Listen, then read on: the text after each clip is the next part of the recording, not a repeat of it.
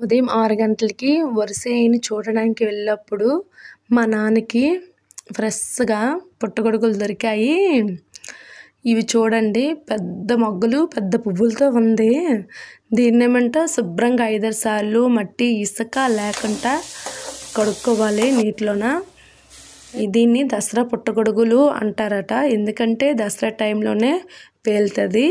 అలాగే ఉల్లిపాయలు, టమాటా, అల్లం వెల్లుల్లి పేస్ట్ కూడా బాగా మగ్గిపోయిన తర్వాత శుభ్రంగా కడిగి పెట్టుకున్న పుట్టగొడుగులు ఏమంట ఇందులో వేసుకోవాలి. తాలింపులో ఒక్కసారి కలిపి పెట్టేసి మూత పెట్టేయండి. 10 నిమిషాల్లోన వీటిల్లోనే వాటర్ వచ్చేస్తాయి. దీని నుంచి సగం వాటర్ వస్తుంది చూసారా, మెత్తగా ఉడికిపోయింది సగమేనే.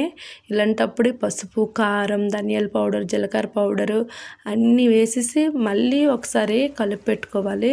కలిపి పెట్టుకొని ఒక గ్లాసుడు వేడి నీళ్ళు పోసుకోవాలి. వేడి నీళ్ళు పోసుకొని ఒకసారి కలిపేసి మళ్ళీ మూత పెట్టేయాలి.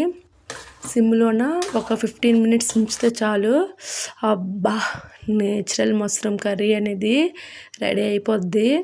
నాకు చాలా ఇష్టము. సంవత్సరంకి ఒకసారి కదా దొరుకుతుంది, కొన్నా దొరకదు. ఇది మరి మాత్రము దసరా టైంలోనే దొరుకుతుంది. మళ్ళీ వర్షాకాలంలో కూడా దొరుకుతుంది ఈ మష్రూమ్ కర్రీ. మరి మీలో ఎంతమందికి ఇష్టము? ఈ సంవత్సరంలో ఎంతమంది తిన్నారు చెప్పండి మష్రూమ్ కర్రీ.